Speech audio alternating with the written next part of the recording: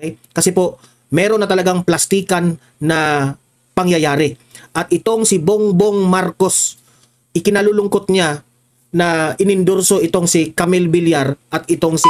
kasi nagpapakita na po ng gesture itong si Camille na hindi na siya pupunta dyan sa rally sa Lucena at Quezon. Okay, hindi pa naman siya nakapagbigay ng reason niya, no? Pero ito ay epekto sa ginawa ni Bongbong Marcos kasi gumanti si Bongbong Marcos eh. Yung nagsabi sa akin na ating mga kaibigan dyan, na hindi po nagugustuhan ni Camille Villar yung pag-iimbestiga ni Bongbong Marcos sa prime. Sobra po itong matindi itong topic na ito. Itong balita na ito ay nagpapatunay na itong si Bongbong Marcos ay talagang dihado na talaga. Narito ang Balitang Pinoy TV.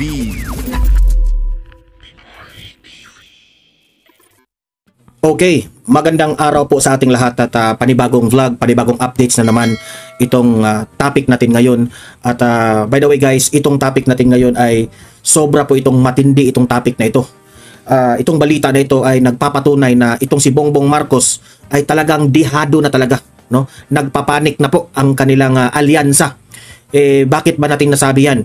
Dahil dito kay Camille Villar. Okay? May nangyari po dito kay Camille Villar. Marami po ang mga tanong kung itong si Camille Villar ay gusto pa ba niya itong alyansa na ito?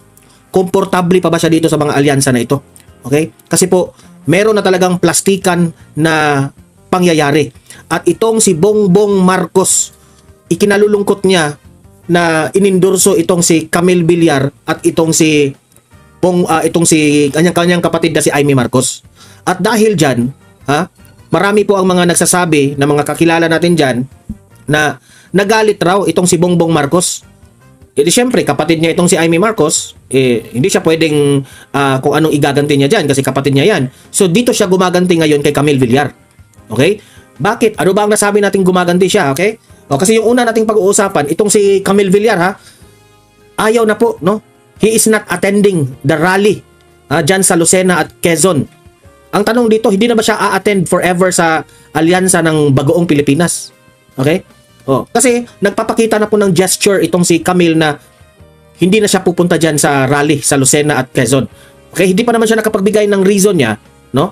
Pero ito ay epekto sa ginawa ni Bongbong Marcos kasi gumanti si Bongbong Marcos eh. Okay? Yan yung una natin pag-usapan. Ang pangalawa nating pag-uusapan ay kuna naman natin ng reaksyon ang mga alyansa, itong mga senador ni Bongbong Marcos patungkol po dito kay Camille. Siyempre, itong mga senador na ito hindi naman nangingialam, siguro. Kaya may alibay sila. Mamaya, babasahin natin yan, no? Yung mga alibay nila. Okay? Ngayon, ano ba ang ginawa ni Bongbong Marcos na parang ikinagalit pa nitong ni Camille na ayaw na niyang pumunta dyan sa rally sa Lucena at Quezon? I don't know kung pupunta pa ba siya sa mga ilang mga rally, pero confirmed na sa Lucena at Quezon hindi siya mag-a-attend. Okay?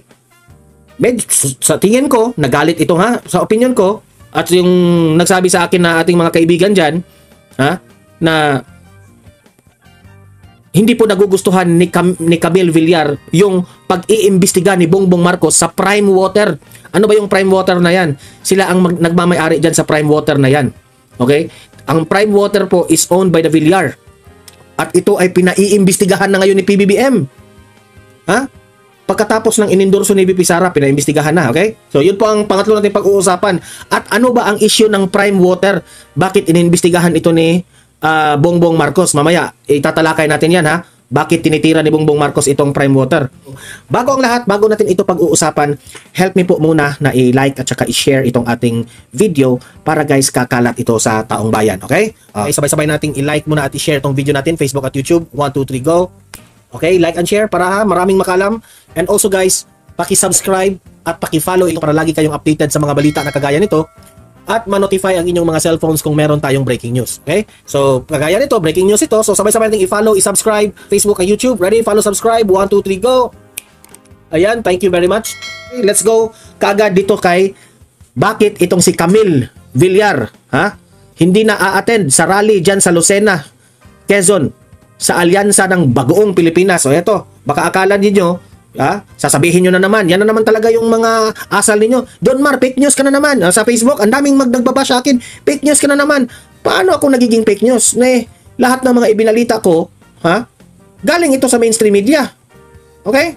So, yung mga hindi makatanggap yung balita, mga loyalista at mga dilaw, umalis kayo dito sa channel at umalis kayo dito sa Facebook ko, di ba? Oh, ito yung balita ng One News.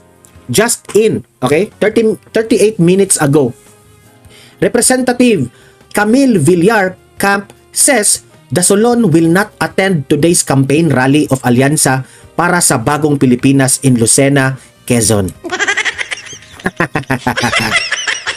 Ang tanong ko sa iyo, Camille Villar, nagtatampo ka ba sa ginawa ni Bongbong Marcos? Ha?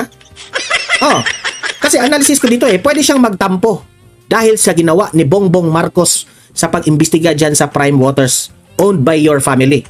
Diba? Oh, so, ikaw, Camille Villar, na-realize mo na gaano ka-traidor yung amo ninyo. I told you so. Diba? Ganon sila ka-traidor. Oh, so, ano ba? The rally will be led by President Bongbong Marcos this afternoon. O, diba? Ngayon yung hapon na yan. I think it's going on right now. Nagrarally ngayon. O, tapos hindi ka pumunta. Nandyan pa naman si Bongbong Marcos. Is this one way of saying na ayoko na? Ayoko na. Diba? Alam mo, Camille Villar, mananalo ka. Malaki ang chances na mananalo ka kung ikaw po ay titiwalag dyan sa Alyansa na Bagoong Pilipinas. Kasi kung pupunta ka lagi doon sa kanila ni Bongbong Marcos, may tendency pang babagsak at matatalo ka. Oh, ito lang. Tingnan nyo yung nanay mo, di ba? Oh, walang katalo-talo yan si nanay mo kasi nakasuporta yan kay Duterte. Oh, sumuporta pa kayo dito kasi sa administrasyon na ito. Di syempre, sisira yung ngalan nyo. Di ba? Oh. Siguro may ilang days, may 10 days pa ba? O may mga ilang days ka pang tumiwalag dyan sa grupo na yan. Okay? Doon ka na lang kay BP Sara. Pumunta ka doon sa mga pinupuntahan ni BP Sara.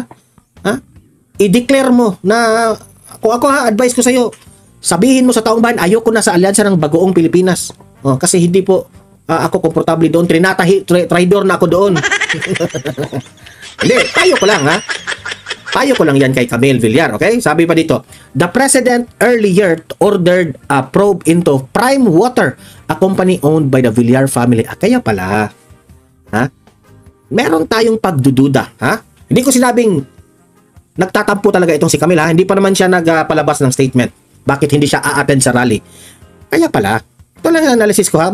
Bakit ididikit talaga itong issue na ito? Na si Bongbong Marcos, ang Prime Water Company ng pamilya nyo, pinaiimbestigahan niya. Di ba? Grabe itong si Bongbong Marcos. Ha? Pagkatapos ng inendorso itong si Camille, ha? Dalawa kaagad yung binira sa kanya, yung sa Comelec, di ba? Na-issue siya doon sa vote buying. Tapos ngayon naman, ito namang Prime Water pinaimbestigahan. I can smell something fishy. Di ba? Kawawa si Camille. Nagtitiwala ka kasi sa mga buaya Nagtitiwala ka kasi sa mga traidor. Di ba? Ito pa. Ngayon, sobrang mainit po ngayon ang issue Meron yung kakilala ko diyan na vlogger sa kabila, nakilala ko vlogger siya sa kabila kay Bongbong Marcos. Vlogger siya doon, lagi siyang pumupunta sa mga rally. Pero hindi kami nag-aaway kasi magkaibigan kami. Nagre-respetuhan kami sa mga opinion namin. Yung aking sinuportahan at sinuportahan niya, hindi ko nangyayam sa kanya. Pero siya mismo, galing sa kanya, sinasabihan niya ako mismo ang mga pangyayari doon sa kabila. Okay? Kung sasabihin yung Trojan horse yung itong kakilala ko, wala ka na akong paki dyan. Basta lagi kaming nag-uusap dyan. Sabi pa niya dito na si Bongbong Marcos raw, ngayon, ay seryosong-seryoso na dito sa kampanyang ito. Ano bang ibig sabihin na Don Mar na seryoso si Bongbong Marcos? Seryoso na siya, ha? Sabi raw, di umano, na kung kayo ayaw nyo sa akin, umalis kayo. Kung gusto nyo dito, manatili kayo sa akin. Ganun na raw yung treatment ng presidente dito sa mga senador niya. Kasi, di ba sinabi ko sa inyo, Bongbong Marcos, sabi ko sa iyo ang mali mo, Bongbong Marcos, kuha ka ng mga senador na hindi nyo man lang in-screen. Kagaya niyang si Manny Pacquiao. Dati, kumakalat man sa social media na sinisiraan ka niyan yung 2022 election. Ang mali mo, Bongbong Marcos, bakit mo kinuha?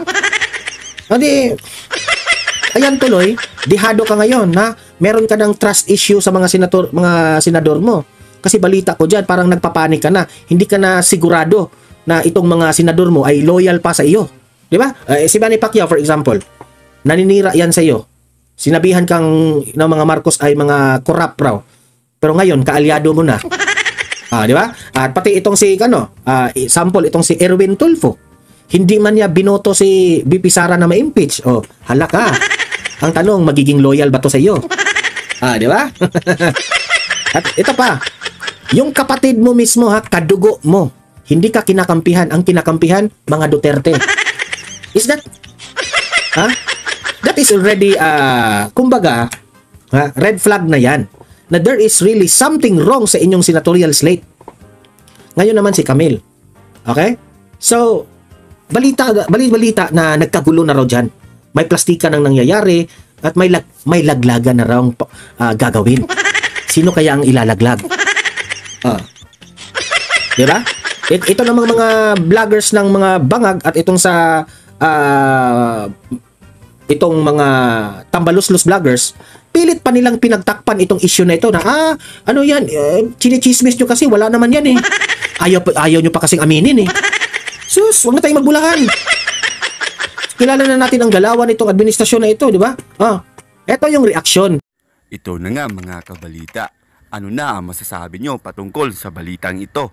Please comment down below mga kabalita. Pag-usapan natin yan sa comment section. At kung di ka pa nakasubscribe sa ating channel, baka naman